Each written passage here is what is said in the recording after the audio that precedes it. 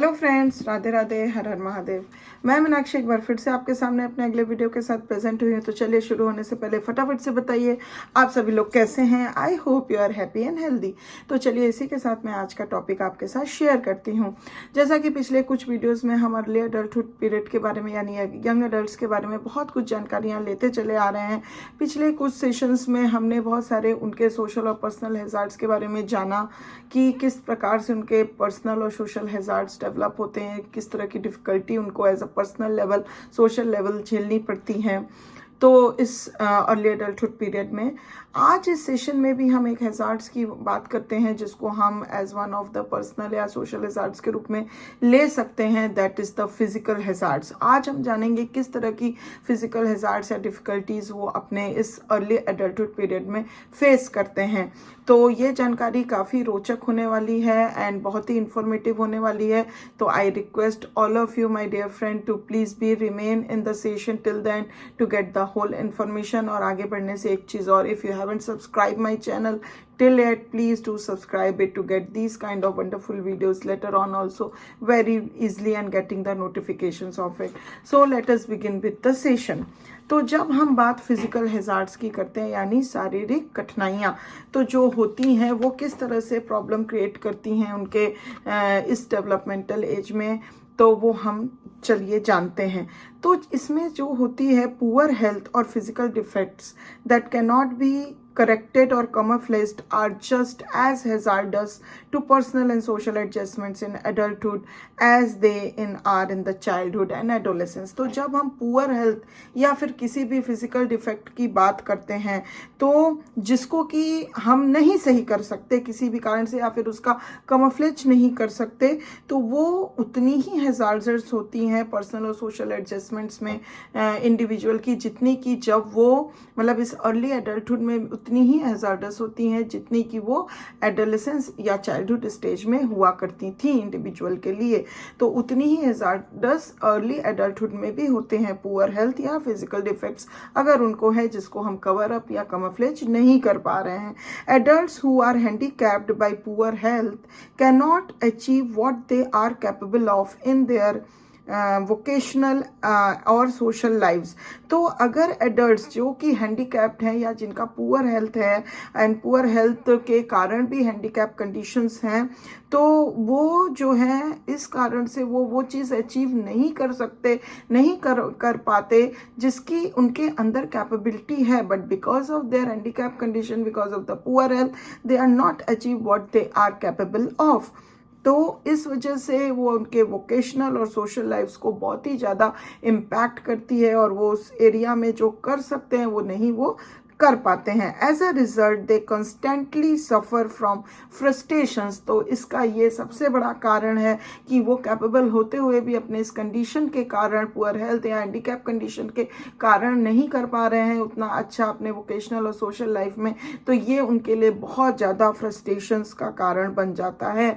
The more they see those potentially less capable than they achieving successes above theirs, the more frustrated they become. जहाँ पे उनका frustration और ज़्यादा high हो जाता है जब वो अपने से लो पोटेंशियल के लोगों को देखते हैं कि वो काफ़ी सक्सेस कर जा रहे हैं उनके ऊपर उठ के, because of they are with no poor health condition and with no handicap, but their potential is not as much good as they have, but they reach the success above them because of their good health. तो ये उनके frustrations को और भी ज़्यादा बढ़ा देता है, बहुत ही ज़्यादा वो उनका फ्रस्ट्रेशंस बढ़ जाता है।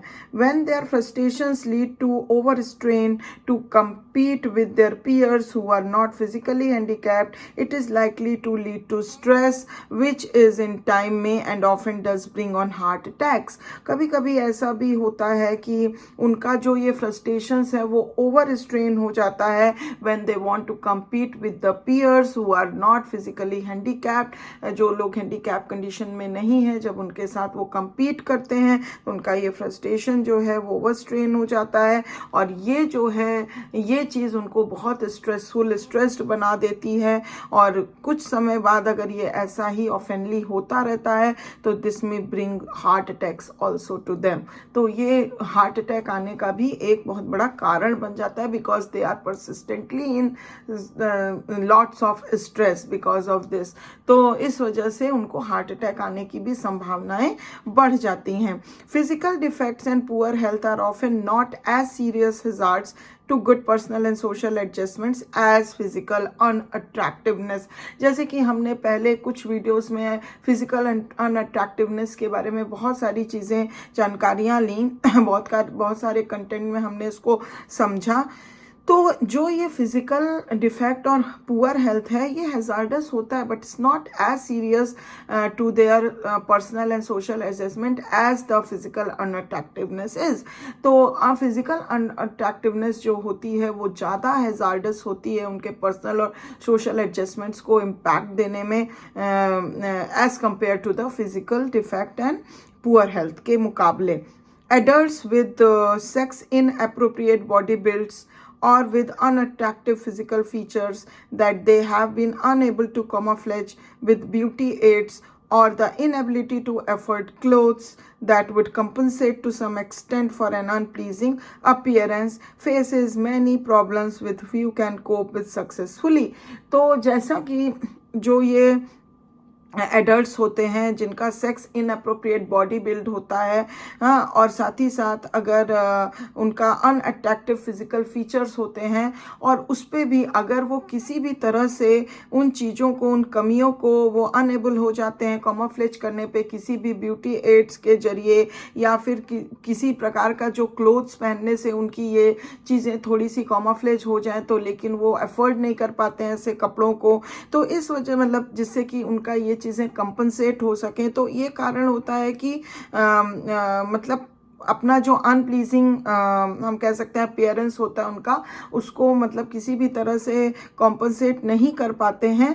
तो इस वजह से क्या होता है कि दे फेस मैनी प्रॉब्लम्स, जहाँ पे वो उससे कोप अप सक्सेसफुली कर पाना उनके लिए बहुत ज़्यादा डिफ़िकल्ट हो जाता है। They find there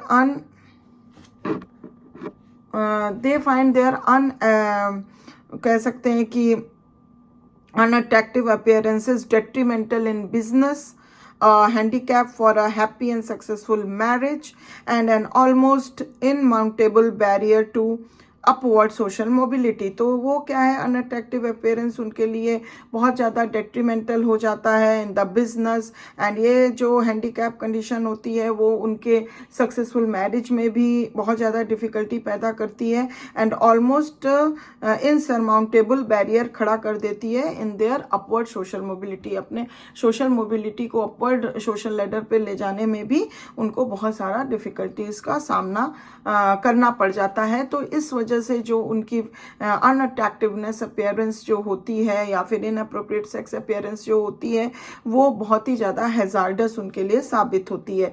when they compare their achievements in the areas of adult life that are most important, they discover that those who are physically attractive have greater success. जब वो अपने अचीवमेंट्स को compare करते हैं adult life के many areas में, तो वो ये देखते हैं कि जो फिजिकल अट्रैक्टिवनेस होती है वो बहुत ज़्यादा ग्रेटर सक्सेस लेके आती है एडल्ट्स के लिए। फॉर एग्जांपल अगर हम देखें तो attractive women usually make better marriages. तो अट्रैक्टिव वुमेन जैसे होती हैं उनकी बेटर मैरिजेस होती हैं then those who are unattractive, उनके कंपैरिजन में जो मोस्टली अनअट्रैक्टिव होती हैं। While for both men and women physical attractiveness is such an asset in the business world that they can count on getting ahead faster and with less work than their less attractive co-workers।